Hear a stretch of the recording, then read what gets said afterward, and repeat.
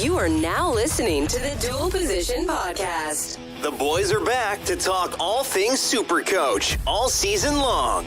Please welcome your hosts, Whisperer and Brew. Well, howdy doody. Thursday looked awful. First game Friday looked awful. It was all doom and gloom until, what a Sunday, Aman. How are we? Yep. Hey, Whisperer. Nailed it on the head there. Thursday was diabolical, and then Sunday has given us a treat. But before I continue, shout out to Brew as well. Thoughts with him. Appreciate you having me on as well tonight. No, mate. Anytime. Look, I'm trying to schedule you in as my sort of moving forward Sunday guest, if we can commit to it, and we'll go from there. But how'd you end up this week? As everyone can see, it's 1,300, mate. You've got to be happy with that, considering Thursday, Friday, you were messaging me doom and gloom, not overly happy with a particular Nico Hines. You were on the fence about trading him in last week, finally pulled the trigger, and it looked like a trade that you didn't love, but obviously the round panned out pretty well, and we move forward from there. Yeah, 1301. So it's actually my first score over 1,000 this season so far. So it's good to get a good score this week. Pappenhausen was the mainstay, and really the points came on Sunday. So it was doom and gloom, but fortunately things turned out nicely. Some of my trade-ins like Hines didn't quite pop off, but look, I'm happy they're in my team, and we go from here. Hopefully should be seeing a green arrow this week as well. Mate, I was like 660 through 12 players coming into today, and we've more than doubled that in 6 players. Obviously, it helps when you've got a particular fullback from Melbourne that scores nearly 400 points as your captain, and we'll touch on him today. But overall, mate, 1,300, I think it's above par. I think you have it above par as well. It's very hard this week to judge what is considered par, because it really comes down to 3 categories. Do you own Pappenhausen? Did you captain him? Or do you not own him at all? So it's very hard to put a number on it. But both of us were Pappen captainers, captainers. And look, I'm ecstatic with my 1355 back-to-back 1,300 weeks for me. Really hoping that pushes me into the top 1K. And then for you, mate, your first score over 1,000 this year. It's a pretty good one in 1,300. The biggest I've seen, shout out to Tom Figjam, good mate of mine, 1,540 points this week from him. He was a Papton Kappenhauser, a Moses owner, a Brown owner, Jack Bird, he had him in there, Penasini, obviously, like, it was just a monster last game from him today, and 1,340 is the biggest I've seen, but there will be some big scores this week that went hard on someone like a Mitch Moses. Yeah, no, that's an insane score. So what's that? 1,500. Yeah, that's great. That's got to be near top of the week, surely. Hey, my mate Tom's back judging us on par scores once again. Par's very subjective as to where you sit, so it's very hard considering, we've got a guy that nearly had a 400-point swing for some teams. Let's move into the first game, a game that I really, really don't want to touch on. It was looking like a trialist affair. It was the Titans 6, the Titans 8, the Tigers 6. The Tigers had this game won, and then a Toby Sexton kick off the upright landed in the hands of the Tigers, and that's game until Aaron Clark punched the ball out and AJ Brimson scored and ripped the hearts out of all Tigers fans. Yeah, it's a crushing blow for the Tigers not getting this one over the line. So I watched the first half of this, and then I was driving and had it just on the radio, and it didn't sound like anything exciting. Yeah, didn't miss much, to be honest. I was just trying to hear out for Dave Fafita because I had him in my team, had him vice captain, and I thought, hopefully I'm just hearing the commentary, Dave Fafita crashes over. Nothing like that. Scrappy game from all reports. I haven't even bothered trying to go back and watch the second half highlights. I don't think I missed much, in honesty. Hey, but really just dour game. If you told me when both of them got ruled out very late on Thursday that David Fafita would top score for his side in a win, I would expect huge things. But top score in his side for the 53, are we happy with that? Are we sad about that? I mean, I made a couple of rage trade plans, 10 o'clock Thursday night. But looking back on it, 53 in a game where he did absolutely nothing, what are we doing with him? Your initial thoughts with Fafita, are we moving forward and persisting with him, or is it time to cut ties? I think it really depends on the makeup of your team. So I know it's a bit of a cop-out answer, but look, as you mentioned, 53 without doing anything is kind of a good thing, but it's also scary in the sense that he's not hitting those high scores that we were hoping for from last year. Now, if you're in a position like myself, I think I've got other priorities, so I think he's going to stay for the foreseeable future. But say, for example, you've got your team well set up, I think you can cut ties with the likes of Fafita. Titans draw is not the best. And when we touch on in a game in a couple of sections with the Rabbitohs, we've got the likes of, say, Cam Murray is absolutely killing it. Draw opens up. I can very easily see a nice switch there. So kind of depends, I think, on the makeup of your team. But look, if you're in that position, I don't think it's like I'm not fearful of him going massive because we're just not seeing it at all. We've gotten 4 rounds of proof of it, but we're not seeing anything yet. So I think there's no reason to not be concerned about having to sell him. Teams are just giving him the turbo treatment, and that is just putting 2 or 3 blokes on him the minute he touches the ball. And someone made a great point on Twitter that the fact that the game is not as quick, it just doesn't allow him just to continually get on that front foot. We could be talking about him very differently. We could be talking about him with a closer to 85-point score. He had that tap from the 10-meter line in the first half and was inches away from putting the ball down for a try. So that could be an 85-point game. But I feel like with Fafita, we're continually saying week after week, it could have been. And then we get to like round 8 or round 9, and he's 570K, and we're still saying that. So I think there has to come a time when there's a line in the sand, we move on from him. I own Sam Walker, who I'm getting very, very impatient with, and Fafita might need to be the one that makes way to free up some cash for me to upgrade my halfback slot to Cleary. But, mate, there is nothing to talk about this game. The top score with Luciano Leilua with 56, Alex Twile with 55, Fafita with a 53, and Nofaluma with a 50. There was 4 scores over 50 in this entire game, and, yeah, it was not looking good. And as a Tigers fan, the less we speak about this game, the better. Moving on to the first game on Friday, this also was not much else to write home about. The Sharks 16, the Knights 0. All eyes were on Nicho Hynes. A lot of people were chasing that hat-trick of 100 scores, yourself included, me as well. I took the vice-captaincy off Hynes very, very late and put on Fafita, and when Fafita did nothing, I was dreading. I was watching this game through like the slits in my fingers, just hoping that Hynes didn't go big, and a 44.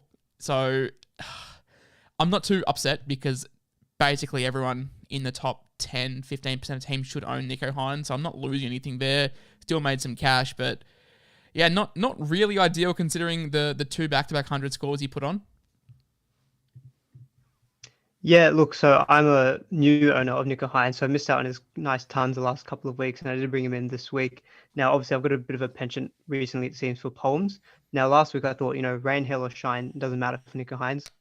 I clearly didn't factor in wind. The first half was extremely windy that whole game, and it was all of his kicks were just going up in the air, not going anywhere meaningful. So that really did hamper, I think, the Sharks, or at least him, in the first half. So, look, I'm happy enough that he got to like at least a respectable score, 44. Still beat his break even. But look, I think this, like we've seen enough in the first 3 rounds, and I'm happy enough to have him. Just didn't quite work out this week. They've got the Tigers coming up in round 5.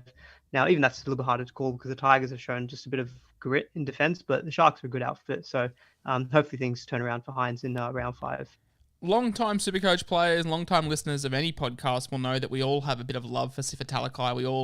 We all have him as like just a like. I honestly think he could be a 70-point average guy if you got consistent game time, but he can never ever get consistent game time. But we saw just how destructive he was. I think on Dane Gagai's birth certificate under father, it will have Sifa Talakai because he was just all over him. He made Gagai and Young and I think it was Clifford just look like park footy players. Like he was damaging, and this is the Sifa Talakai that we all know at his best what he can do week in, week out.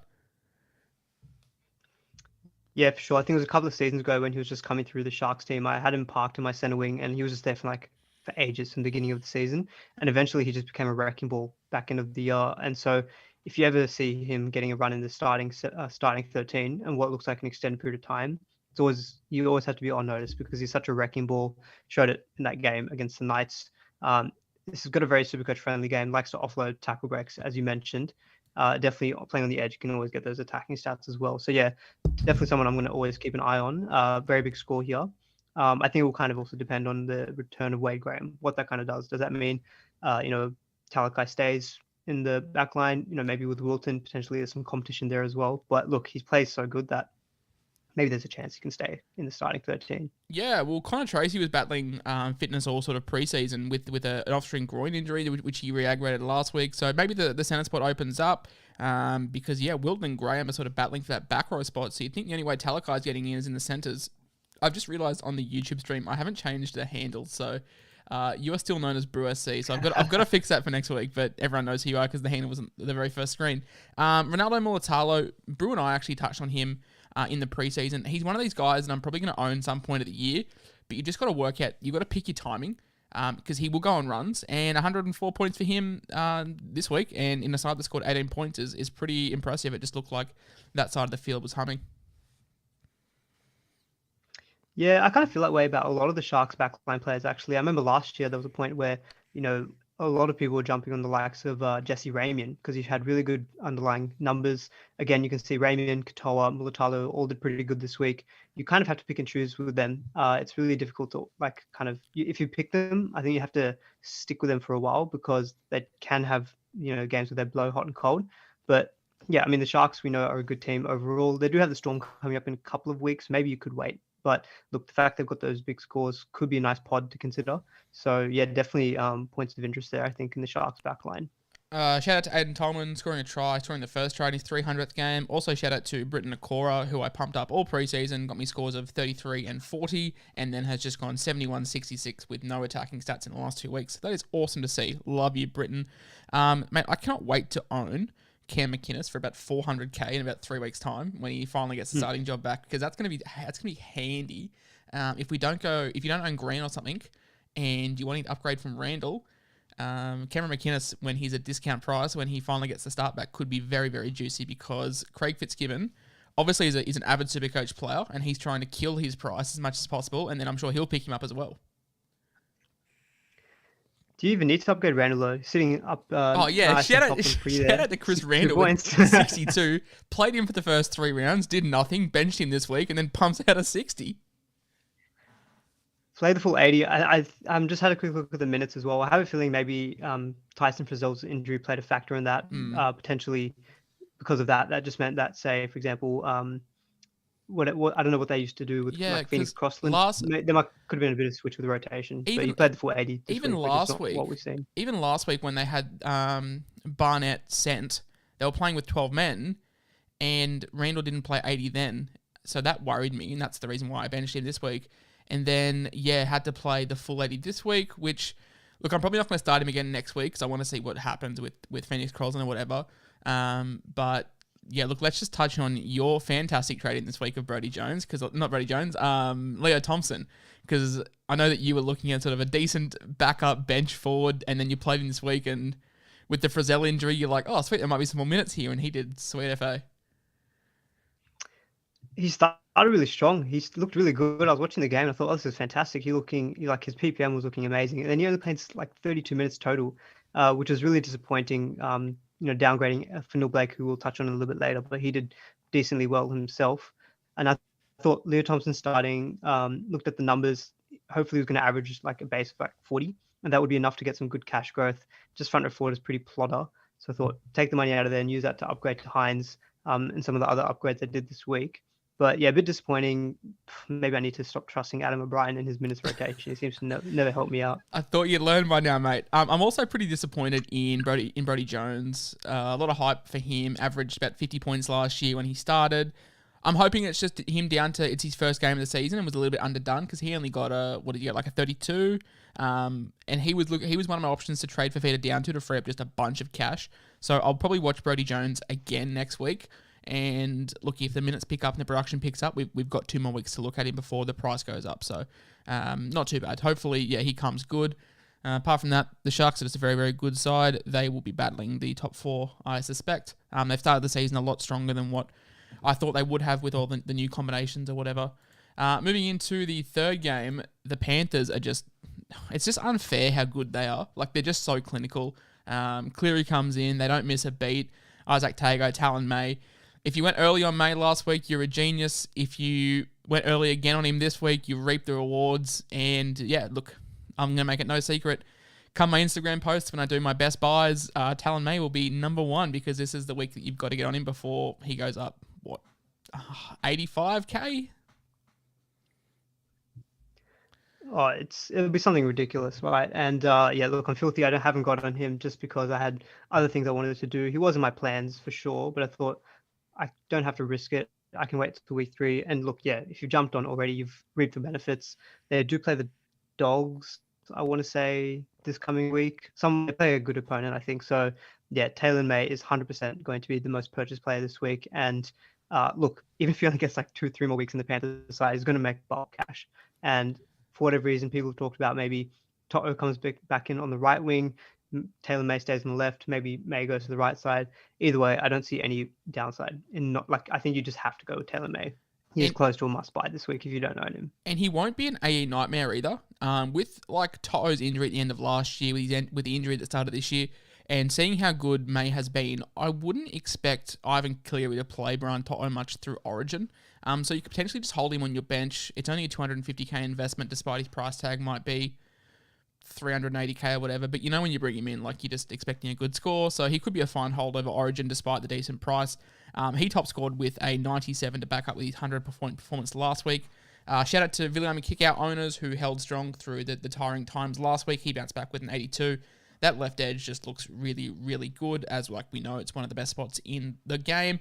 Dylan Edwards with a 78. Like, he never really is a huge fantasy output guy, but I tell you what, if you were building a side and Dylan Edwards was your fullback, you wouldn't be too upset because he just puts his body on the line week in, week out.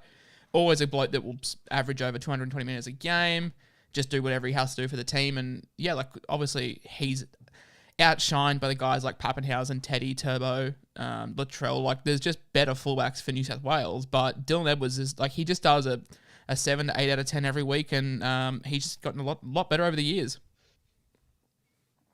No, he's really improved, and his running meters have been insane the first few weeks of the season. Supercoach-wise, it's always hard to jump on someone like Dylan Edwards when you've got like Turbo, Pappenhausen, Tedesco. It just seems like there's always slightly better options than him. If he was available anywhere else, he'd be an awesome shout. Just unfortunately, he's in the most stacked position, you have to say. So a 34 from Nathan Cleary looked a little bit shaky off the tee, uncharacteristically. What are we doing with him? Is he a guy that, look, I told everyone to wait on him this week. I'm sure you were the same. Like, it wasn't a wise investment to jump on straight away. But moving forward, like, what was the mark? What was the point score in your head that if Cleary hit, you're like, okay, we have to get him in? Like, if he scored 60 this week of his first game back, is that enough for you to be like, yeah, we've got to get him in? Or are you were you getting him in regardless, or were you just waiting no matter what he did? Oh, ideally, I probably yes, I was telling people to wait. I didn't think it'd be quite worth it. He's just coming back off an injury. Like, we know how good he is, but just give him the game. It was the Rabbitohs as well, not the easiest opponent. I think if he had scored like 150 plus, I would have been like, sheesh, I think I need this guy like ASAP. And I probably would have been doing like trade boosts of, Fafita down to like a cheapie, upgrade someone like Sam Walker, or maybe even Schneider, you'd have to try and maybe get ways to get him in. But now, like, look, he's got that 34. Hopefully it means he'll drop quite nicely in cash. So I think it'll be interesting to see, because I think the Panthers draw does open up nicely now. So obviously we know that he can turn it around and bang out 120, 30 next week. No worries. But I think when you've got enough other players doing well who are not so expensive, I think we've seen so far that a lot of the guns coming into this year have been overpriced. And I think you don't necessarily have to go for them straight away. They're not going that much better that they're worth their price tag. So I would personally keep waiting. But I think with Cleary, I'm kind of needing to take it, I think, week by week, really. Just because we know that, look, if he starts smashing it and like his price might not even look like it goes down, then yeah, got to try and make moves to get him in. I think I'm going to try and get him in this week. And not because I love it. Ooh. Not because I love it, is because I own Sam Walker. What other halfback is lighting it up, really? Like, Mitch Moses, yeah, he's had a great game today. He had an 80-point game in the first week. But I think he had a 34 and a 50 in the 2 weeks in between that. Jerome Hughes has been hot and cold. Cherry Evans, probably the next best to look at. Like, halfback is just kind of, And I know I'm going to lose cash on him, but I'm actually like potentially looking at bringing him in because I do have Feeder underperforming. I've got Sam Walker underperforming.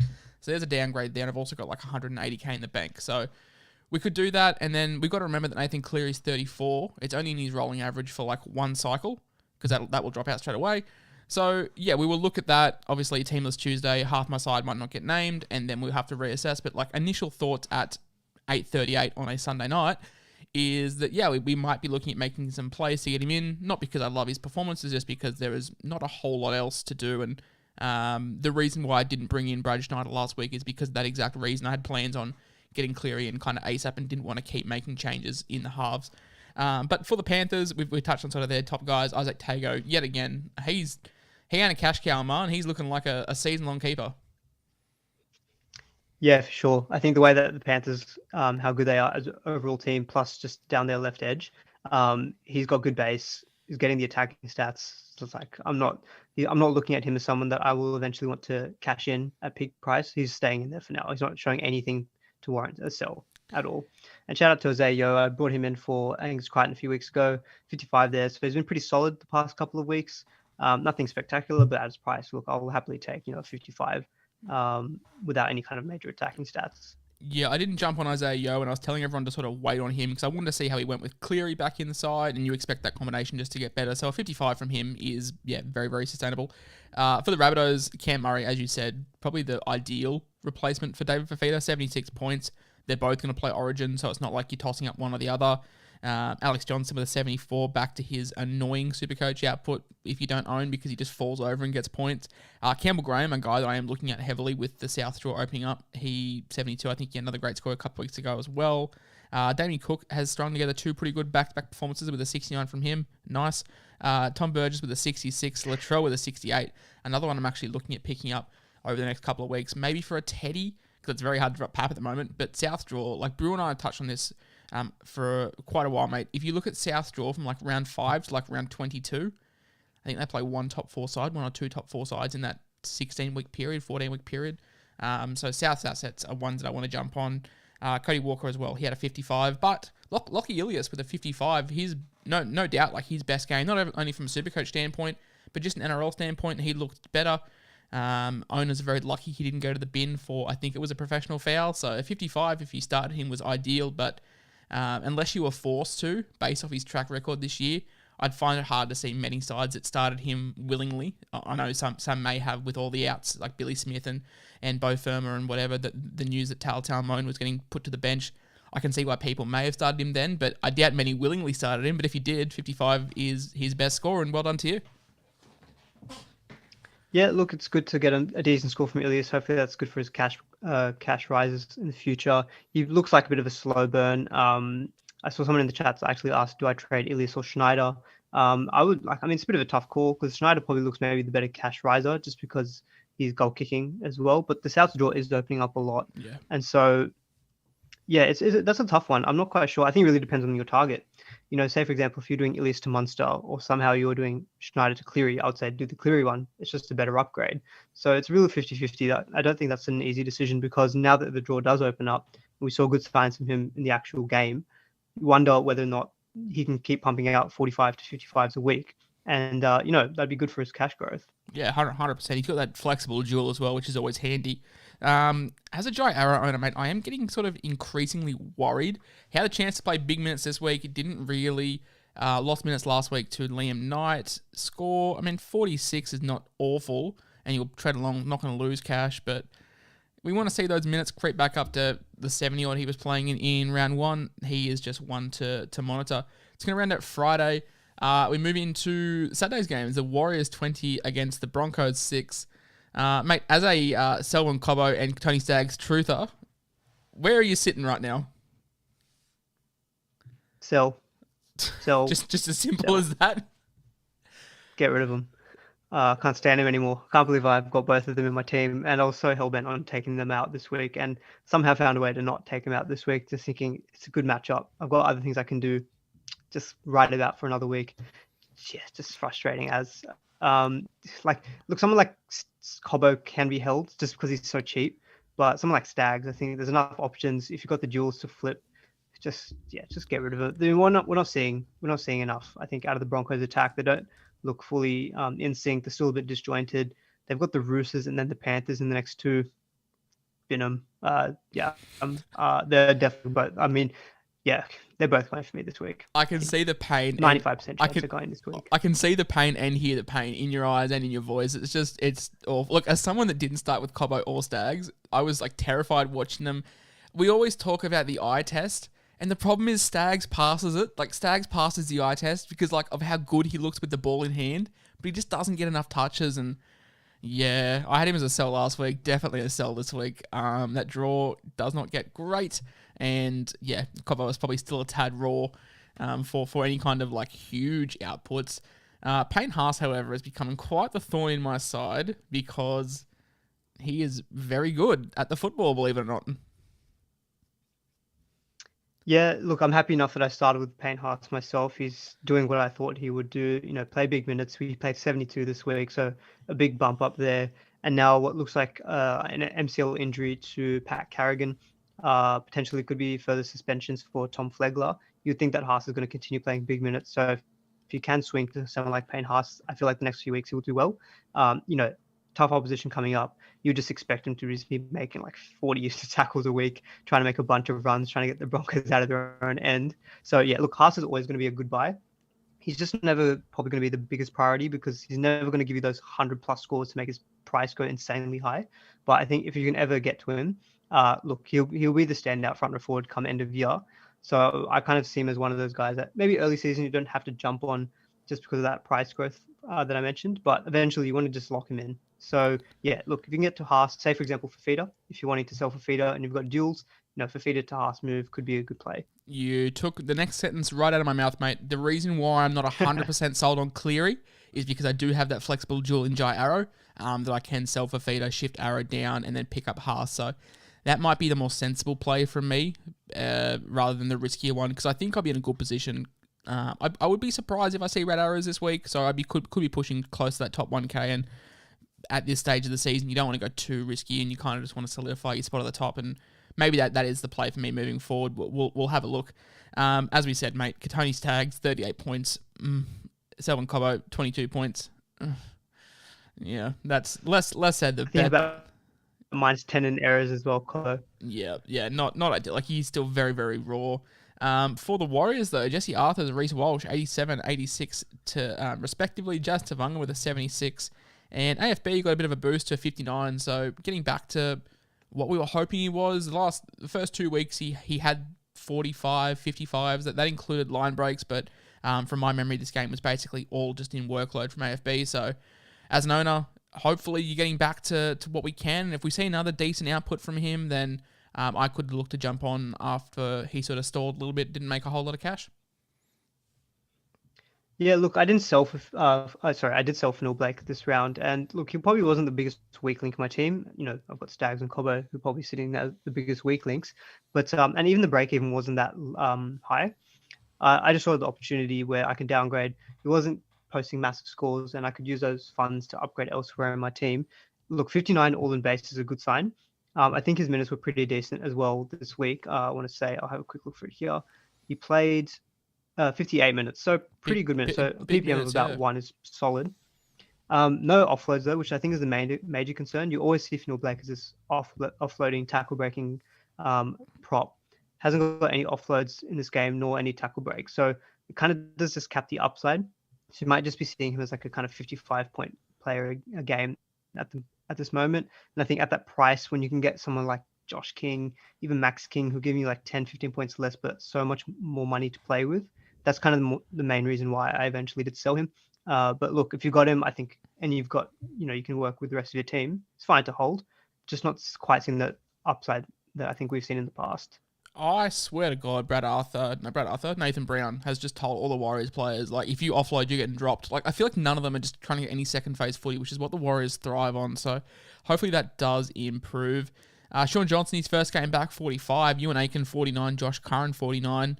Matt Lodge with a 50, sort of the forwards there to round out. Not a whole lot else here. Eli Katoa benched sort of on game day.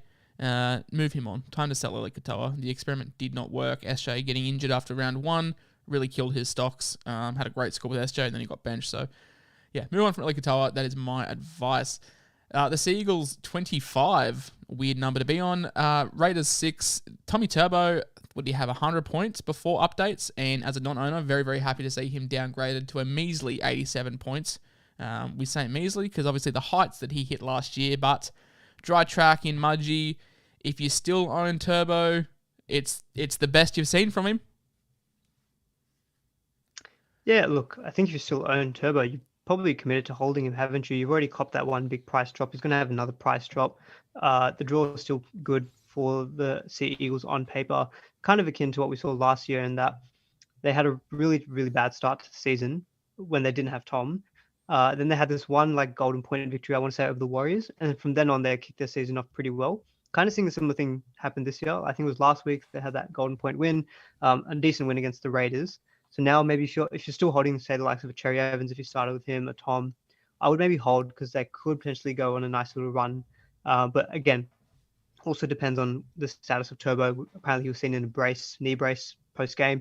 So we know that he's battled injuries in the past. So yeah, definitely one to monitor. Look, if he's out, then you would definitely sell just at his price. But I think if he's still fit and firing, ready to go for next week, I'd probably be holding. This scoreboard is giving me some like round 21, round 22 last year vibes. You got Turbo on top, Cherry Evans in second, Garrick in third. But instead of 200, 150, 140, it was 87, 80, 65, which is, I kind of think that is the new 180, 150, 140. Like, we've just seen from the first 4 rounds, like, it's just not what it was. And when Ruben Garrick's getting you 65, that's got to be taken as a win in my book. Yeah, look, for sure. Like you make a good callback there to what we were seeing last year. Those 3 were just absolutely on fire last year. And yeah, Turbo getting an 87, but based on what we saw last year, you're looking at like 150. Garrick probably like 150 as well. So having them, sub 100, look, it feels good. I'm still not sure if I'm going to be jumping on any of these guys because of what the other options we have, but definitely Manly with their draw coming up, could be some nice pods there. Cooler. I just wanted to touch on Cooler. Just going to touch on Cooler. He looks good. Yeah, you were saying you're not going to jump on any of these big guys just because of sort of the insecurity with their price and the fluctuation in scores. But Cooler, correct me if I'm wrong, but about 180k. I was tempted to bring him in this week, so I'd only used the one trade myself. I was tempted to bring him in, but the news that Brad Parker had COVID, not an injury, kind of scared me a little bit. Wasn't sure with the job security. But we'll go up in price after his next game, whenever that will be. If Turbo's out, we could see something like a Garrick at fullback, Cooler on the wing, or we could even see Cooler go straight back to fullback. Or like with a fantastic win, we could just see him hold his spot. It is awkward. I do have the depth in my centre wing to potentially bring him in for Sean Russell and then just have him sit there on the bench. I'm never a fan of nothing in round 4 coming into round 5, but if he holds his spot with Manly's draw, he obviously is talented, but can we trust Des Hasler? That's the issue. Yeah, it is an awkward one for sure, because I think a lot of people were thinking coming into this week he would take Morgan Harper's spot because Harper hasn't been that good in the early weeks, but he had a pretty decent game himself. And coming in because of COVID, I wouldn't expect Parker to be dropped out of that starting team. I would expect him to come back in. So yeah, I think the downside risk is pretty low in the sense that he's 175k. So if you've got someone like Cobbo or Stags, and you're looking to free up some money, What if you had both? just do a What if you had downgrade both, to someone mate? like Cooler. You don't even have to get a sell Cooler in the future to get a price rise. He could just be a good downgrade option who might come in there. He could be a bit of an 80 nightmare though if he kind of stays around like that number 14 spot. But I think Dylan Walker also picked up a knock, but he probably will be okay from the reports that I've read. But yeah, I think if he plays this week, he'll be a popular buy. Look, I might do it myself. There is a bit of a risk there, but at 175k, it's not a bad downgrade option. So yeah, I think we've seen that he can perform. So if he does get a run, if you've just got him sitting there in your center wing, any injury comes up and he's thrown in that back line, that he's potentially a good plug and play option. So I think for those reasons, I don't mind him as a trade-in, even if there's some job security issues around him. Hemo Olakawatu 2 weeks ago scored a 77, basically all in base. The internet was frothing over him. Plays last week in the torrential rain, plays about 50 minutes, scores nothing. Scores a try this week and scores 56. If you own Olakawatu, are you pumping the early sell, or you're holding firm with obviously this Manly draw opening up? I'd probably hold firm. Look, 56 with a try is not great, but we know that he hasn't got the highest base. His base power numbers were good early seasons because he had a lot of tackle breaks. But I think the fact that he gets those tries is indicative of what he can do. So I would be holding. It's not a horrible score, but he's not looking like the massive cash riser or massive point scorer that we were thinking. But look, it's only been a couple of rounds. I think he's one of those guys who very easily next week can get like 80, 90 points. So I think you kind of have to ride the highs and lows with him for at least maybe 4 to 6 weeks before maybe I think about selling. Yeah, I think he's just Viliami kick out with a slightly better floor. So you just have to ride it out. Look, all preseason I was actually tossing up between 2 5/8s, one of them being Jack White and another one being Dylan Brown. Look, if I went White, and I wouldn't be upset, obviously seeing the way Brown's gone, I would be, but just in Whiten's numbers, his sheer numbers, he's looked more influential in the side, and I thought he would have looked better with Fogarty, and worried that when Fogarty was ruled out and Schneider came in, that the rookie half may have been a little bit unsettling, but Jack Whiten with a 70-point performance. I know a few out there own him. You've got to be happy with that from a guy that was, low 400Ks? Yeah, look, I've never been a big fan of Jack Whiten from a Supercoach perspective, so I wasn't really kind of pumping him up, preseason, but he has started the season quite well, scored another try. He's kind of looking better in form. He had a bit of a down season, you would say, last year. So could be an interesting kind of pod option to consider.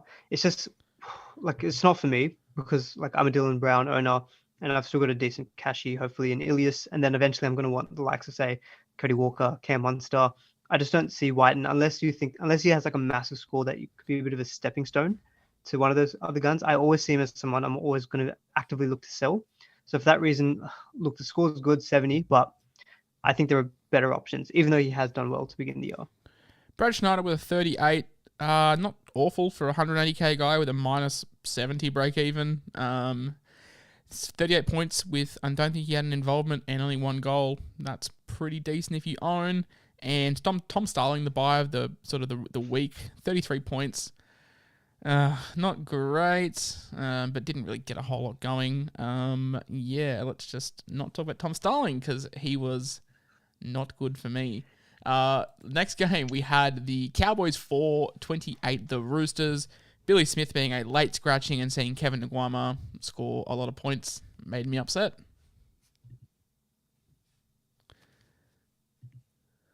Good chat. Sorry, you just cut out there for a second. No, you're right. Fantastic audio content. I was just saying with the late scratching of Billy Smith, seeing Kevin Nguama score a lot of points was not great. Yeah, that's true, but it also shows the value of that right wing spot for the Roosters, and the reports have come out that he's probably not going to be available next week, but he will become round 6. So that gives me hope that it wasn't like a dropping, it was due to injury. So hopefully he should come back into the team relatively soon. We know the Roosters draw is fantastic as well. So it's not ideal that he didn't play this week and then had to play Cobbo, so obviously that didn't work out very well. But I'll probably be holding firm, I think, with Smith for now, just because it looks like he'll be back in round 6. The shining light is if it does turn into form, if Kevin Nguama kills it next week and holds his spot, we don't lose any value because it's only the 2 games and we'll pick him up for the 3rd. So that, I guess, is the positive to take out of that. Moving on to sort of the top performers, though, Joey Manu, 118. Joey Manu is the best centre in the game, in my opinion. Supercoach-wise, he can be hot and cold, but when he's hot, he is awfully, awfully hot to be on, and 118 points. Everything was going through him. He looked incredibly silky and very good. Yeah, Manu is incredible. I'm a Roosters fan for anyone who is in the chat and is not aware of that. So I was very happy to see us kind of turn it around up in North Queensland. And yeah, Joey Manu is just an unreal centre, to copy the NRL's new marketing slogan. Unreal. But 118 points. He looked unreal, that's for sure. And he looked good again last week. Scored 75, 118 this week. So you definitely can consider him with a nice draw coming up. But you can say that about a lot of the Roosters players. You've got Tupou there, sitting pretty in your side, 80 points casually, 1 try, good base. Looks a great buy that you can also plug into your centre wing. So there's a lot of options that we can consider from the Chooks. Yeah, I am very smug, very happy about Joey Manu. About Daniel Tupou, just some late junk 2 weeks in a row. He is fantastic. 80 points for him, as you said. He's just a guy that will get you 40 points without a try, which is ideal. James Tedesco, 87 points, punishing people that sold him to Hines. I was never really a fan of that move. I saw it floated around on the socials for basically all week. If you were going to get Hines in, I felt you had to do it another way, not Teddy. And yeah, 87 points for him. Victor Radley obviously went on Twitter last week and saw the slander where people were putting him third as the third best lock in the comp behind Isaiah Yeo and Cam Murray, and he decided to turn it on with a 94-point performance as well. God, I wish he still had the hooker eligibility because it would make him so much more attractive, but only the 2RF. Scrolling down, I guess, fantasy relevant Supercoach relevant guys. Luke Keary with a 49, Sam Walker with a 41. These guys just look like they're going to be sharing points all year, which is not ideal if you're an owner of Walker, not ideal if you're an owner of Keary. I'm an owner of Walker. I don't know. It's a case of if I go Cleary or if I go Haas. Otherwise, do I just double down and ride it out and hopefully it comes good? Because he does look good, 10 meters out when he jinks and sort of jives and gets a little sniff through, but he's just not similar. He plays very similar to Dylan Brown, but just not big enough to break the line as to what Dylan Brown is. He's relying more on speed. So I'm not doing too badly in Supercoach, so I might hold firm. Might double down on my stance of this Roosters draw and go from there, but he is definitely on the chopping block, probably the most out of them. But what is your take on this whole Keary Walker situation? Walker lost the goal kicking duties at sort of the back end of the game. We know he's not a fantastic kicker off the tee. Is it big Takiaho time? Yeah, I was messaging you saying, Roosters, I think this goal kicking is going to be an issue for the Chooks come end of season because the best teams have got pinpoint goal kickers, and those points are valuable in tie games. What do you mean, mate? So you've got James Tedesco there. He's a gun kicker. As long as they can move the goalposts when he takes them and they can move it, 20 meters to the left as he's shooting. That was an awful. We'll talk about another goal kicking fullback in a little bit though. I've got a bit more faith in his goal kicking than say a certain Tedesco. But I think it was a weird one. I don't know why they took it off Walker. They clearly wanted him to be the primary one. They've got Momorowski, who could be an option, maybe Takiaho. Takiaho's not a bad goal kicker. Maybe they just need to find a 17 where they get Adam Kieran in there because he's a gun goal kicker. But that's his main value for the Roosters is the goal kicking. So yeah, it's an interesting one. We'll see with Takiaho, but only 23 points from him. In terms of what you said earlier about the whole Sam Walker, Luke Keary thing. So I kind of spoke about it last week where I had more faith holding the likes of a Tedesco. I was definitely not on board with selling Teddy for Hines because I think with the Roosters, if they're going to score points, Teddy is the main man. He's going to be there both sides of the field, setting up the tries, linking up play. He does those jinking runs, breaks tackles. He's going to be safe for points. With the likes of Keary and Walker, they definitely are sharing the responsibilities. Keary a little bit more so than Sam Walker, but they're sharing a lot. So I think basically their points are halved. You see Keary with 49 and Walker with 41. You'd say maybe last season, if it was just Teddy and Sam Walker might be getting 80 points because he might just have an extra couple of try assists, something like that. So I did sell Sam Walker for Nico Hines this week. I think it probably was the better move to do it last week. Now, even though the draw is coming up is good, halfback, you want Hines, you want Cleary. It's hard to maybe think about holding on to Walker. Obviously, the Broncos coming up is good, so it's not awful. It'll be interesting to see what his break even is as well. But yeah, I think you're right. I think they do share a lot of the points. Neither has good base as well, so they can throw up these low scores if they don't get those big attacking stats, which is not ideal. Like they won't get like Teddy's, volume of tackle breaks and things like that to just give them a higher floor. So yeah, it's not the best looking for those Roosters halves. But shout out to the Cowboys halfback and Chad Townsend, 0 points in 80 minutes as well. Fantastic. Absolutely world class. That's Jason Saab levels of involvement there from Chad Townsend. Look, I was aware of the Sam Walker low base, but I was happy to ride with that because he had the floor with the goal kicking. But if he's not goal kicking, I can't put up with the 10, 15 point scores that he will get when he doesn't kick. But against the Broncos next week, I think it's too tempting to not hold. But then again, we'll have to see. For the Roosters, though, Angus Crichton, 38 points off the bench. I'm going to buy him for about 500k in about a month's time, which is lovely. And yeah, no one else really to talk about from the Chookies. From the Cowboys, Tommy Dearden with a 62, Murray Tuolungi with a 62. Hey, if you told me Tom Dearden would be leading the league in try assists after a month, I'd call you a liar. So he's playing some good footy. And Jason Tamalolo with a 57. Another one of these guys that I'm like, but he's not doing anything to warrant being sold. He's just not Tamalolo of 2 years ago, which is unfortunate. But, 57 points, the top scoring forward in this game, apart from Victor Radley. He was the second top scoring forward in this game, apart from Victor Radley. So, fine. If Ruben Cotter is going to be playing more minutes at 13, it looks like Tamalolo's rotating through prop, which is fine. If he scores me 57 points every week, I can't be too upset. But I am looking at Ruben Cotter, as I said before, 56 points in about 53 minutes. Available at 2RF, available at hooker. If he can start getting a few more minutes, then I'm all over him at, 360k or something like that? Yeah, something like that. I think that hooker 2RF eligibility is really nice as well. It's very handy having that. He played about, 56 minutes this game. The tagging upside is not going to quite be there, but look at that price. If he's punting at mid 50s, you could be doing well there. So if you've got one of these mid ranges, like say like a Ewan Aiken, I think he scored very similar. Tamalolo as well. He's kind of just getting about a point per minute. Not that I'd necessarily say that they're a sell, but maybe if you're looking to free up like 100 something K, maybe you can go down to Cotter. But yeah, it's a mince watch, I think, for him. Yeah, I probably give it another. I don't know if I can give it another week. I'm either going to have to go this next week or not at all, because he had an 18 break even. He's priced at 380k, so he'll be up over 400k next week. So it's a case of whether we go this week early, because if I go for feeder to Cotter, that's going to give me enough cash to go for feeder, and then maybe like a Andrew for feeder to a better starting front row forward. All moves that we'll have to contend with. I've been pretty good on trades. I've only made 4 trades all year, so sitting nicely with those. So I do have the luxury to move some trades around if I need to. Reece Robson, 53, and then Val Holmes just drops off to him with a 36. So not a whole lot to touch on. We will touch on the Jeremiah Nanai roller coaster. Obviously, the kid is extremely green, extremely raw. I said this on Twitter last week. Like, he's going to score you 100. He's going to score you 30. He is extremely young, extremely green. So you've got to persist with this. But I probably will look to sell once this 100 rolls out of his rolling average. I will ride that for another week, and then potentially move him on if we decide to go Cleary in round 7 when that 36 drops out of his rolling average. So bit of future planning. I'm just trying to line up break evens with guns, and then I could be the one that we move on to for even someone like a Brody Jones if he comes back out firing next week. Yeah, no, I think that's probably the right way to play it. He's got that big 100, so yeah, try to get some price out of him.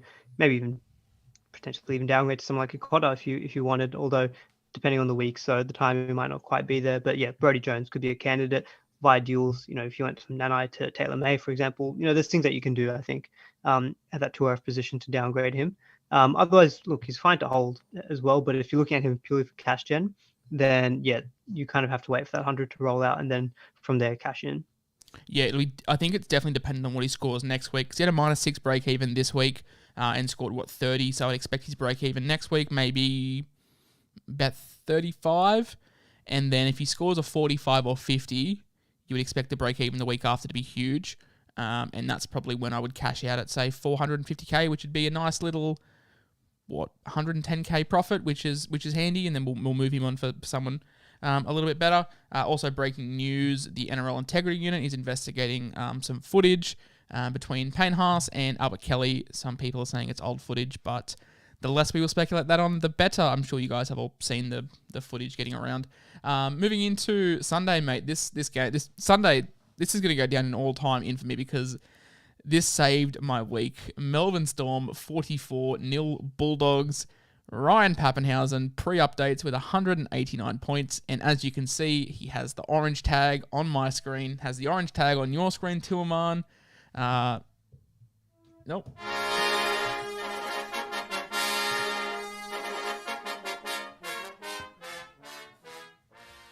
Nico Hines got that treatment last week, and Ryan Pappenhausen gets it this week. Seems to be a bit of a trend. Melbourne fullbacks performing well in Supercoach. You wouldn't read about it, but yeah, 189 points. Would you have 4 tries, a try assist, 400,000 line breaks, and kicking goals left, right, and centre?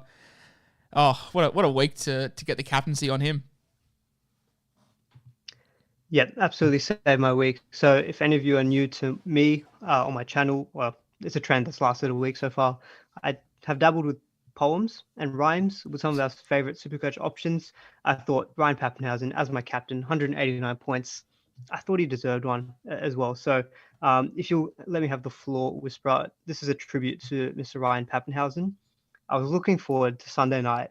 My Supercoach score, though, was looking like shite. All my hopes were on little Pappenhausen, and he finally helped me crack the big 1,000. He absolutely smashed all expectations, made me forget all my frustrations. That little legend scored his points so fast, I had to talk about it on the Dual Position podcast. Oh, take a bow, mate. Take a bow. Oh, what a poet. What an absolute machine. Great words from you, mate. And just a great performance from Pappenhausen. He was just on fire. And with Melbourne's draw, what a legend. It's going to be hard for me to take the captaincy off him moving forward. Hey, we get into the very, very good 189 from Pappenhausen. I'm having to scroll down a bit to find old Cam Munster. He the opposite of a flat track bully. Lock Cam Munster in for your captain if he's playing a top 4 side. And anyone else, stay far away from him. And I also think it's no coincidence that he shaved his head and it all fell apart. You called it. You said he shaved his head, guys, to sell him. I did. Yeah, it's a strange one, you know. Maybe should have kept that mullet. You know, maybe took some mullet inspiration from Pappenhausen and got, you know, maybe he would have turned up that way. So yeah, not a great look from that Munster. Not doing well there. Yeah, some fantastic big statistical dives in there from me on my Twitter. I spent hours and hours and hours researching all these brilliant stats. No, in all seriousness, Cameron Munster with a shaved head is a no-go. He was looking lethal in the preseason, looking brilliant first 3 rounds, and then shaved his head and just fell apart with a 35. I've never seen so many people tell me that they took the captaincy off Pappenhausen I've never seen so many people tell me that they took the captaincy off someone so last minute, and then a lot of people moved it on to Munster. So that's a what is it, 150 point swing right there. Like it just takes you from a 1,300 to a 1,150 with the click of a button, and it just shows you how volatile Supercoach can be.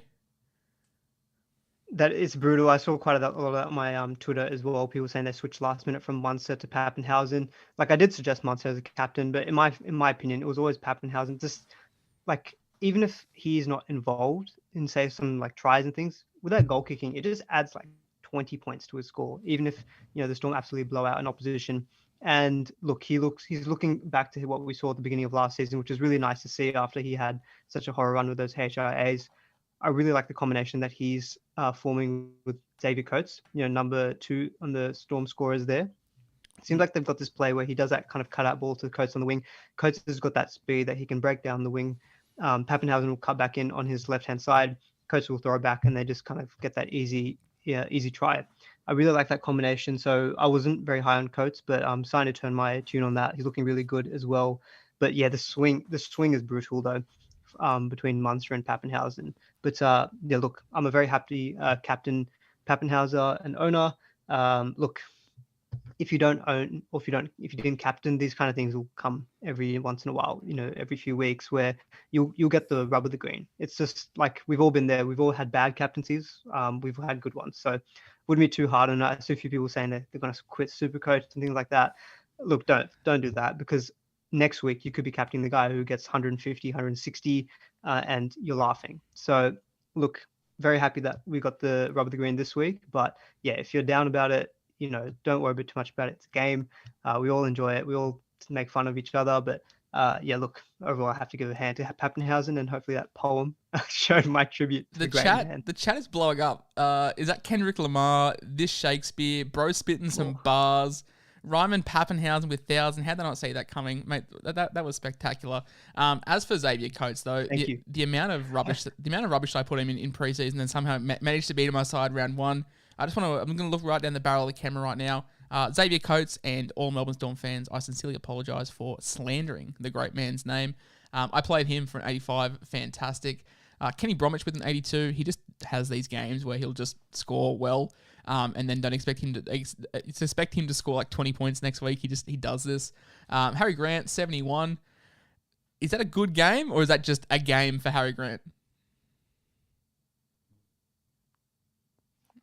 Sorry, audio just cut out there. Did you want to you got some quality internet, mate. I was saying a 71 for Harry Grant. Is that a good game or is that just a game for Harry Grant? I'd say it's just a game. Look, he did have a couple of try assists, but it didn't look like he did anything crazy or out of the ordinary. So, yeah, I'd just say that's just a normal game from Harry Grant. Didn't have the base that he normally gets because the Bulldogs, the Storm was so dominant in this one. But yeah, look, 71. Happily we'll take that from Grant. That's without a try. Shows his creativity. We know how good he is in that role. So yeah, Grant, easy as. I'm very happy I traded him in this week for Reid Marnie. My opinion, still the best hooker to get in the game. 54 points from Josh King with some janky attacking stats. Not happy about that as a non-owner. But 54 points with a try.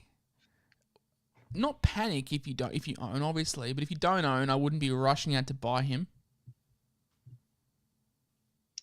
Yeah, look, I'm happy. Look, I am a Josh King owner. I was very happy, especially when Harry Grant did set him up for his try as well. Benefited both ways there.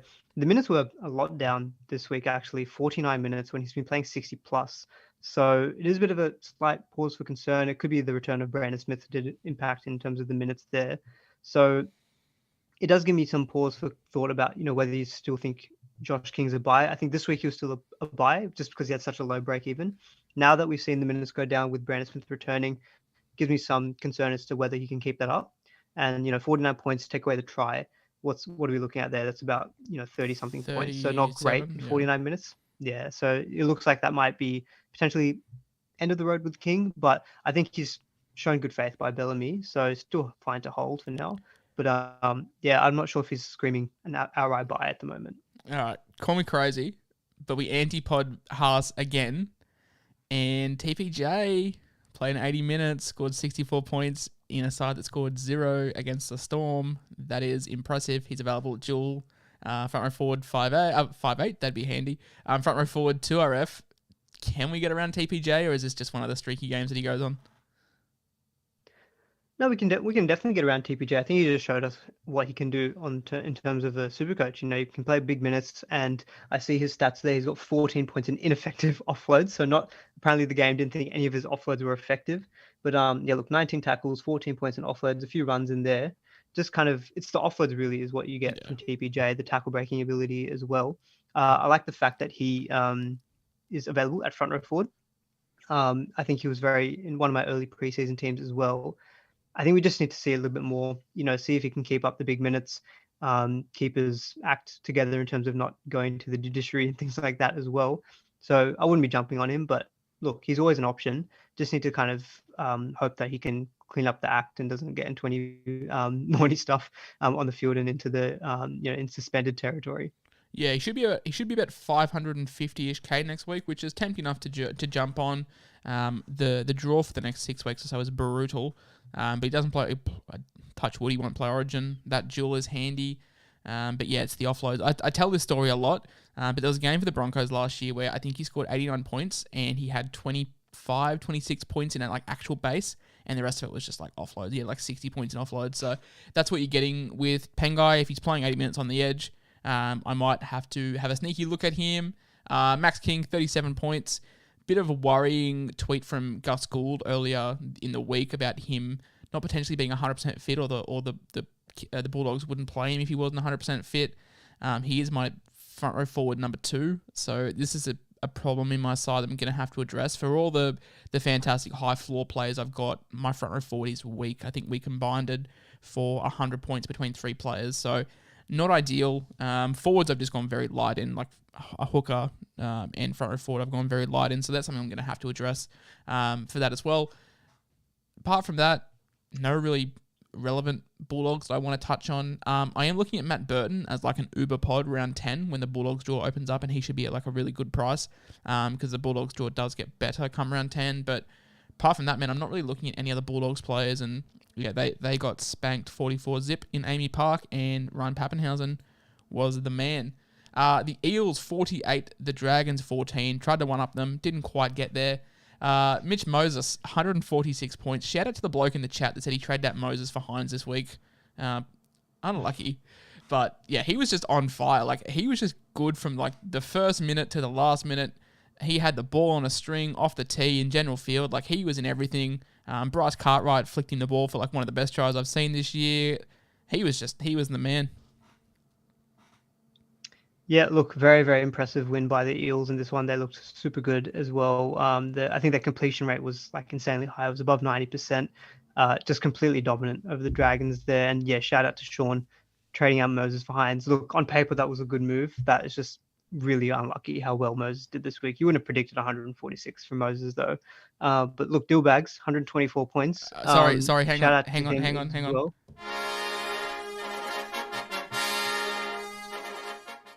Doesn't quite get the full play out like Pappenhausen did, but Love Island's very own Dylan Brown.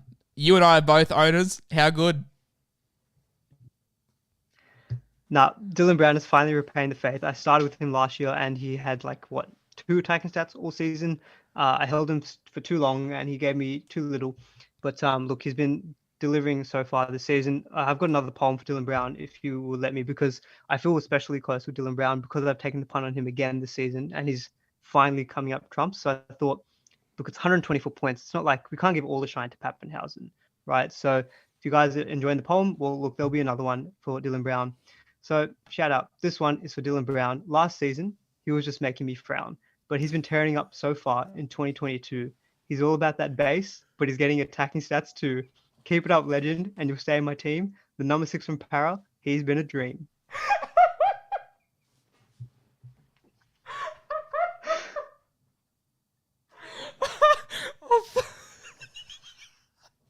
Oh, Jesus. Oh, how about Did I just break the whisper? You're on fire today, mate. On fire. But hey, when your side finally cracks the 1300 mark, mate, you're all the more welcome to be. The 6 and 7 for Parramatta today. Celebration tonight. It does.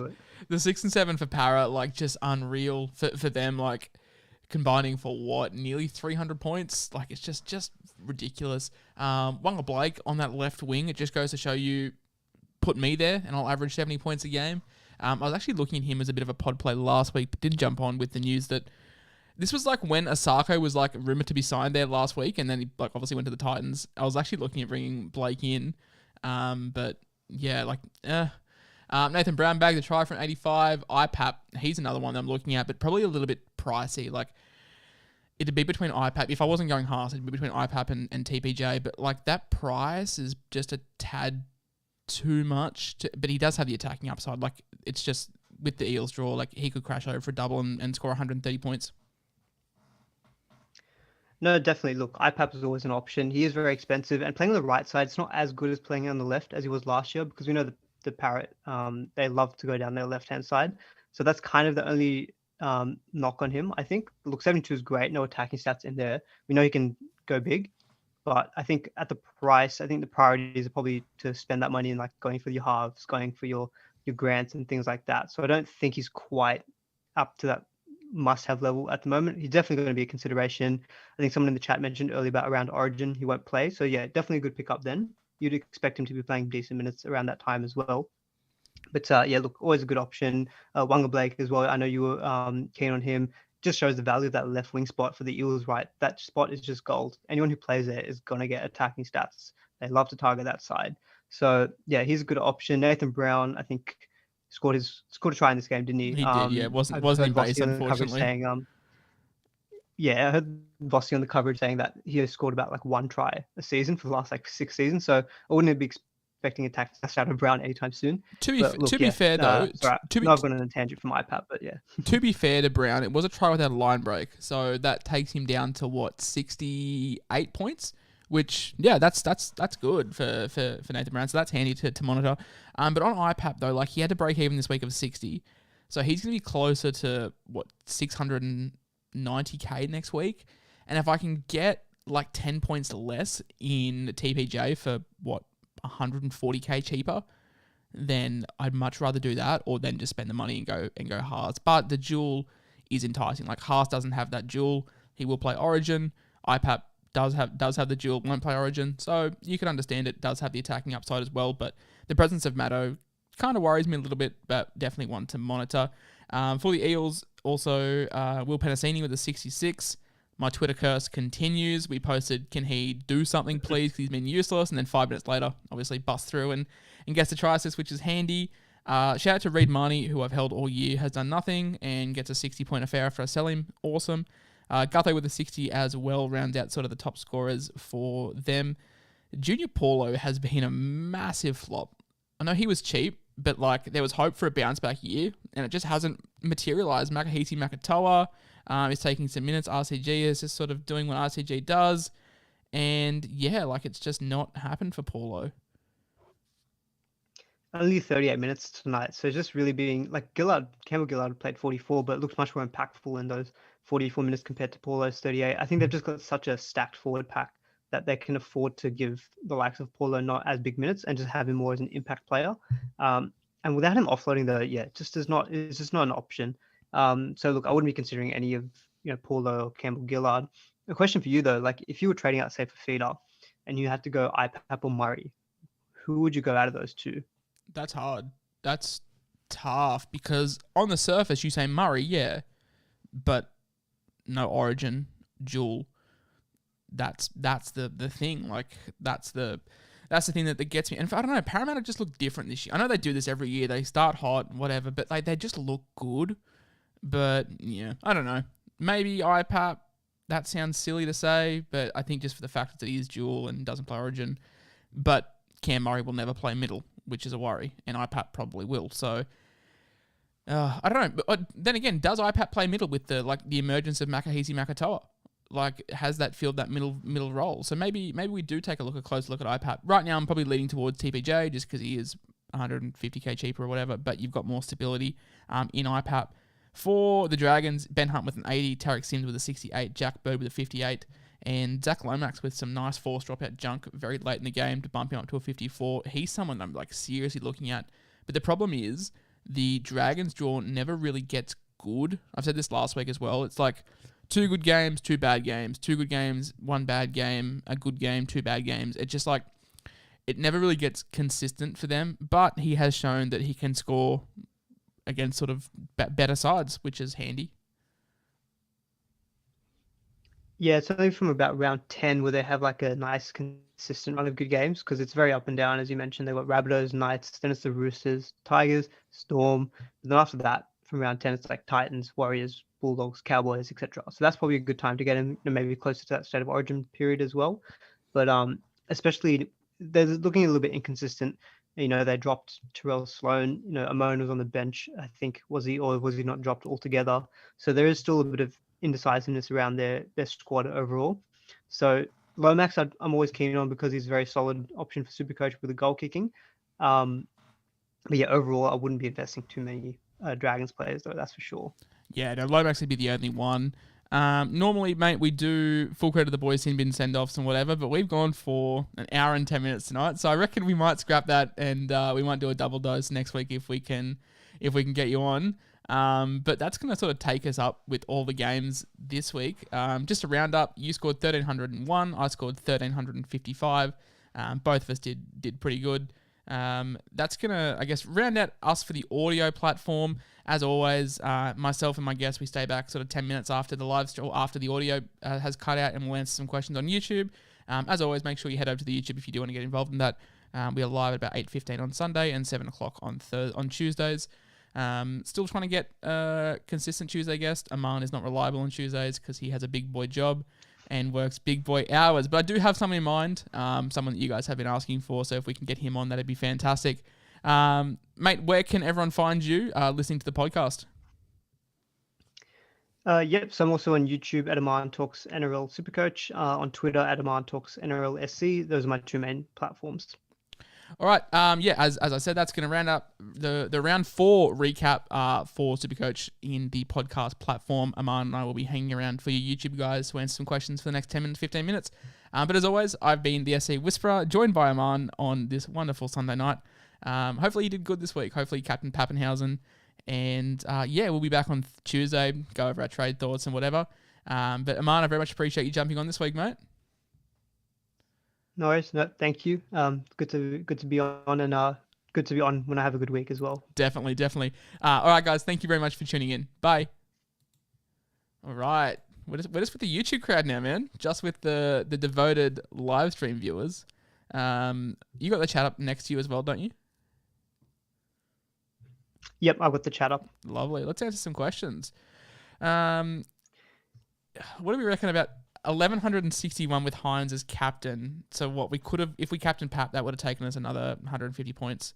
So would have taken us up to 13. I think that's fine. 13, Yeah, I think that's fine. That's fine. Hey fellas, I was forced to play Amon for his 0. Will he get AE? Did he get on the field? If he doesn't get on the field, it doesn't count.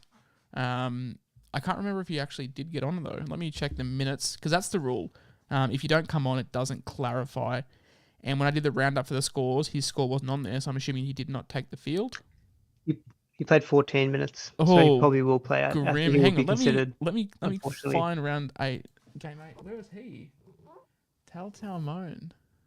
Was he just not on the scorecard? They mustn't have scored him. He might get So you're gonna get stuck with him as the AA, which is unfortunate for you. Yeah, that's unfortunate. It does say they've recorded on NRL.com 5 passes, so he's done something. Hey mate, someone. Hey Bruce, someone said you look like Aman. You have a bit of a makeover.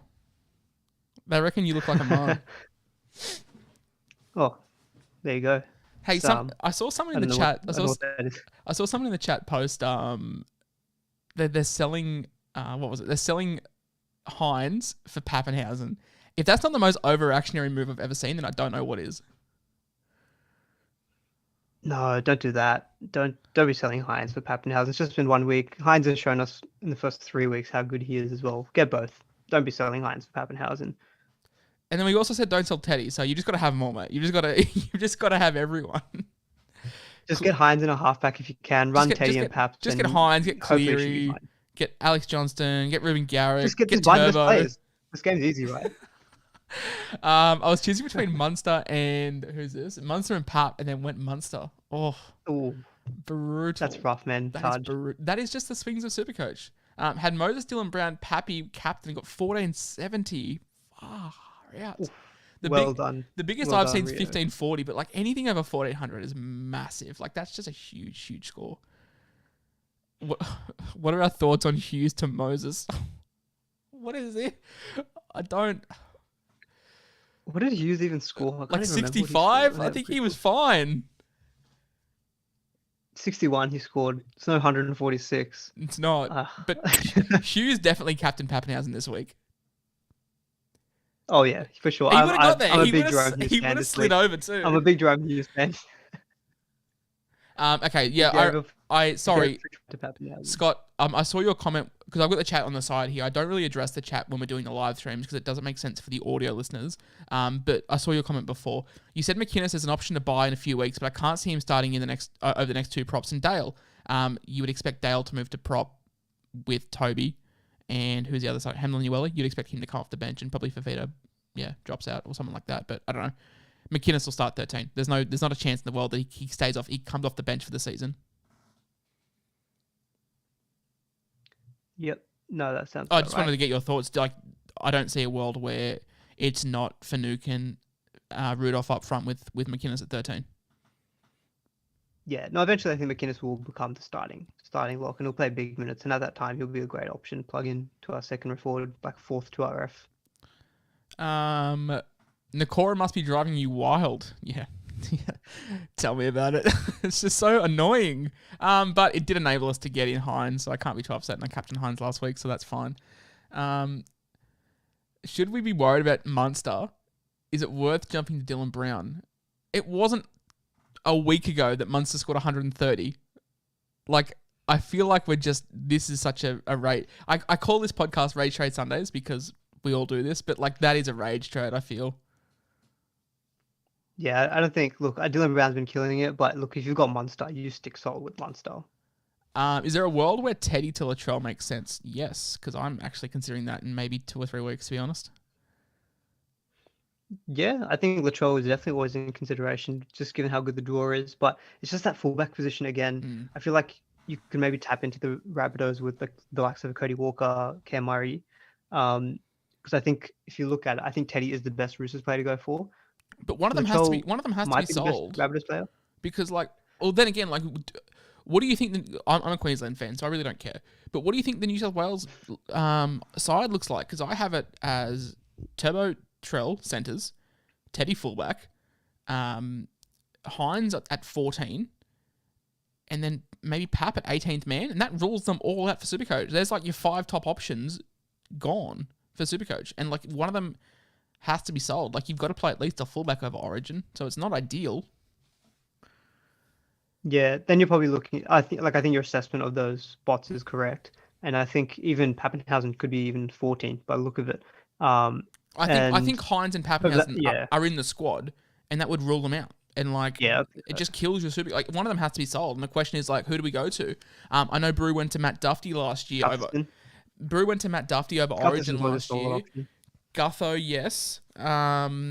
Reece Walsh, maybe. I haven't looked at the Warriors draw over Origin. But you're gonna have to trade one out and keep the cash to get them back in. That's my 2 cents.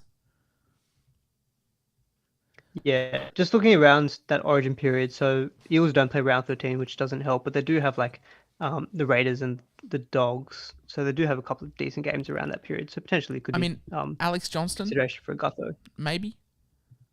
Yeah. I think that's something we'll have to think about. If you're thinking about like a Teddy to Latrell in a few weeks, I would again just see how Teddy's looking. I know that people are going to say my initial thought is probably not. People are going to say we're thinking too much into this, but like you have to. You've got to set up for some kind of run. Like you and I are both avid FPL players, and you and I plan 10, 12 weeks in advance. Like you have, and obviously things change, but you have to. Like otherwise you're just stuck. Someone just said Dylan Edwards over Origin. That could be handy. Yeah. Sean O'Sullivan looks very capable to fill in. They do play the Bulldogs in round 13. Could be a shout, actually. It depends on Luai as well, I guess. I don't know if I want Edwards if Luai and Cleary are out. I don't really see Freddie changing in the 6 and 7 that won last year, so that maybe deters me.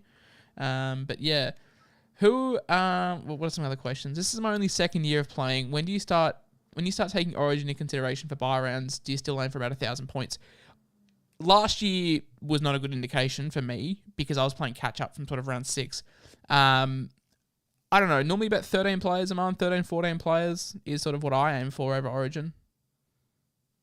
Really, I haven't thought about Origin at all really this year so far. And I'm thinking if you are starting to think about that yourself, if you're in a 50-50 between 2 players, you can always think about who's the guy who might play the first buy and kind of make that decision. But I wouldn't be too caught up in it. In terms of the number of players, we always say it's quality over quantity. You just want to make sure you've got the big options in those weeks, not necessarily just filling it with volume, because it definitely hampered me last season trying to plan too much for the buy rounds. Cody Ramsey. Then you just kind of keep your team in the rounds coming up to it. That's where the Cody Ramsey yeah. meme came from. That was just me chasing points, and he got the start at fullback, and that's why I picked him up. Couple of quick fire questions. Who's the best cheaper second row forward to downgrade Eli Katoa to? I know it wasn't ideal this week, but I would say Brodie Jones. I think he gets better with more match fitness. Yeah, probably Brodie Jones is one who comes to mind instantly. Talakai, maybe Alec McDonald from the Storm. Is Talakai worth a trade option if he starts at centre? Yes, but he's a kind of a crap price. I'd much rather him in the back row, but yeah, that left side looks really, really good. Another quick fire one. What do we do with Anari Tuwala and Cobbo? Well, my first question is, why is Nari Tuala being brought up in a classic podcast? That confuses me. Cobbo, Aman, I think you're on the fence, aren't you? And this leads into the next question. What are our early trades? So, Nari Tuala, sell, and Cobbo. Now, I think that it's a very politician and cop-out answer, but it's got to depend on your makeup of your side. Like, if you got Dave Fafita, I would much rather trade out Fafita over Cobbo. But if you're sitting pretty smooth and he's like the only blemish on your side, then yeah, he's a trade out. But for me, it comes down to team makeup. But what about you? Yeah, I mean, the thing with Cobbo is that he's what, 308k. He had a break even of 56, so he's going to drop sub 300k. So even if you are downgrading, you're not going to get that much money out of him.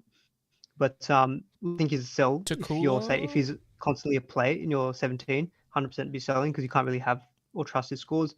If you've got enough depth in your centre wing to cover, you can argue as a hold. But in terms of a downgrade, look, Taylor May is going to be the most obvious answer to downgrade to. Maybe a cooler from Manly via duels. You can maybe even flip into like a Brodie Jones or something like that as well. There's a few options. But look, Taylor May is standing out 100%. In terms of early trade thoughts, just kind of piggybacking off of that. So I've got Stags and Cobbo. So Stags is 100% going. Sorry, just to give people an idea on you that haven't watched your channel. How many trade boosts down are you, and how many trades in deep are you? So for me, I'm one trade boost. I'm one trade boost down and 4 trades in. So I used 3 trades last week, and 1 trade this week. So I've used 1 trade boost, and I've used 2 in the week prior. 2 in each week before that. So I've actually used all my trades. So 7. Sorry, I've used 4. I've used 7 trades. 7 trades. That's it. I've got 35. So you really don't. I've traded quite hard. You really don't want to use another prize boost. No, I don't think so because look, I had a couple of mistakes in my team to begin the year, so I really needed to kind of help fix it up. So I'm not looking to do a trade boost again, which is why I'm thinking someone like Fafita probably just going to stick around in my team. So yeah, in terms of my thoughts, I've got Stags, and look, he's not obviously delivering. So Stags for someone like Taylor May is looking very easy decision-wise for me. And then Cobbo, it could be a case of maybe switching by duels to Brodie Jones, or maybe down to like a cooler from Manly. But look, I think those two are probably going to be the most likely guys to trade out of my team. I'm just looking at it now. I don't really see any other major red flags. Those 2 are the ones who are standing out to me. So they'll probably likely be those 2. Is Campbell Graham a must-have with the South draw opening up? I don't really like using the term must-have, but boy, howdy, I'm finding it hard not to try and find the money for an upgrade from Sean Russell. Yep, Campbell Graham's looking really good. He's got a really good floor. Rabbitohs nice draw coming up. It's just the thing, he doesn't play on the left-hand side. It always bugs me about Imagine if he was on the left. The left is where you want. Well, that's why I think he had a really good run at the back end of not last year, but the year before. I think it was when he switched to the left. So, look, I think he's been delivering without playing on the left. So, it still could be a valid consideration. But, yeah, look, I like the fact that he's cheaper than AJ as well. But, look, must have, no, but very good option, yeah, for sure. Boys, I've got to get May in and Grant in this week. Would you use a boost to get rid of Sam Walker this week or ride another week? I'm getting in Cody, by the way. Okay, a lot to unpack there. Do we think Grant is an absolute must? Like, let me look at his break even, because what he scored 90 and then a 70. I think he's priced about a 75, so he might go up slightly. Let me have a look. Grant's break even was 39 and he's priced at 644. So he's gone 30 points above break even, which is a projected change of, it says nothing here. Great Supercoach. I would say he goes up another 30k, so that takes him to 670. Which is probably still not out of reach. Like, if you can afford 644, I wouldn't say 670 is out of reach. Is Grant a must? Or is getting May in more of a priority? I would say May, because one of them's going to go up 30k, one of them's going to go up 100k. No, Taylor May is probably the more priority. It's just the cash rise is going to offset.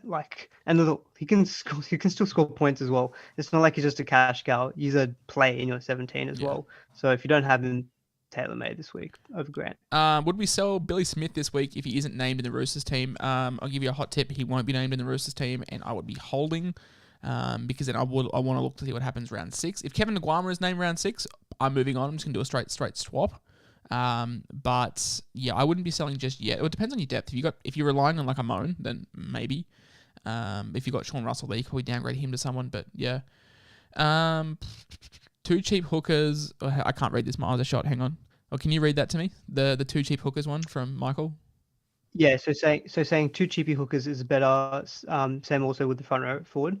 Just because he's saying they never kill you, so the upside with the hookers is not quite there. Yeah, So that's saying that's running exactly two what I've cheapy done. hookers, I've got yeah. Starling and Randall, and then Arrow and Max King. But Max King is starting to test my patience a little bit. Not a sell by any means, but not maybe a play. I was hoping for just that 45, 50 points a game. So not ideal. And Arrow's a minute. Like, if he was getting 35s and Arrow was doing what he was doing round 1 and 2, I could stomach it. But if Arrow's minutes have dropped and he's only a 45-point guy, then I'm losing a fair bit of points there.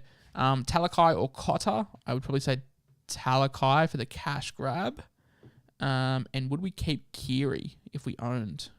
This is basically like, would you keep Keary? Would you keep Sam Walker? Would you keep any of these Roosters halves with the draw they've got? Because this draw, it just keeps sucking me in. Draw is insane. Look, I sold Sam Walker this week knowing that he's got the good draw, but I didn't have Nico Hines. So for me, it felt like an easy switch to do. It's a bit harder to say, do like Leary to Munster, seeing Munster just scored 26, but he scored 121 the week before. Kiri's not showing signs of getting to that 120 just yet. So I probably wouldn't keep Kiri. I probably would sell if you're looking to go for like a Munster or a Hines. Would you sell Kiri for Dylan Brown? Like, I know, look, we splurge on about him, but it feels strange. Still recommend it because he's gonna go up a lot in price now as well. It's just the fact that like he won't get below a 40-point game. Like, and I said this on Instagram like ages ago. Like, he did fuck all last year. He did nothing and averaged 55. Like, Kiri is a perennial 60-point average guy, and Dylan Brown could be a stepping stone. And like the reason, I don't know, like it's hard. Like, Brown's performing out of his skin, which always worries you about like taking players that are just having huge outlier seasons, but like his floor is just so good. So that's me. I reckon we answer 2 or 3 more, mate, and then I'll let you hit the frog and toad. Josh King, would you keep him? Yes. Josh King, would you buy him? Yeah. Josh King. Yeah, I'm not really answering that question in too much detail because you keep him. I'm going to rephrase that. Josh King, do you buy him? I'm in the no after today's performance. Yeah, he scored a try, scored 54, awesome. But like, he ain't scoring a try every week, and he got 38 points without the try, or 37 points. That's for me is a no. Yeah, I don't think he's necessarily a buy. Probably he's fine hold. But if he continues to put scores like that, take away the try, then it looks like he'll probably cap in price relatively soon. So no, I would still hold him, but buying him I wouldn't recommend. But I don't think he's a sell either. No, not a sell, not a buy. If you own, awesome. If you don't own, he's not going to burn you too hard. Thoughts on trading Cobbo to Xavier Coates if you can afford it? Because Cobbo is going to be cheap, and Xavier Coates is going to go up a lot. His break even was 9, and he's got 85. So Xavier Coates is going to be, I would say, 400k this week, and Cobbo will be 100. So you're going to have to find the cash to get him. But yeah, obviously I like that. Haven't used a trade boost yet, but we'll be using one this week. Well done to hold off trading using them for so long. I used it round 2 just to fix my team. Or not round 2, like the start of round 3 to fix my team. Thoughts on Luke Brooks? I don't know if this is a piss take. I'm going to leave that. And let me find one more question, and then we'll finish up on that one. Is it okay to have? Oh, you're gone. Is it okay to have Pappy, Grant, Coates, Hughes, Munson, Saint? Okay, so is it okay to have the 9, the 6, the 7, and the 5, and the 1? So you've got the entire spine and the wing. That's a big stack. If it pays off like today, fantastic. But like, I don't see a world where Hughes, Munster, Grant, and Pap all fire. It's not like the 6 and 7 from Parramatta where they play different sides of the field. Like, you're relying on a lot of things to go well there to have the entire spine kill it.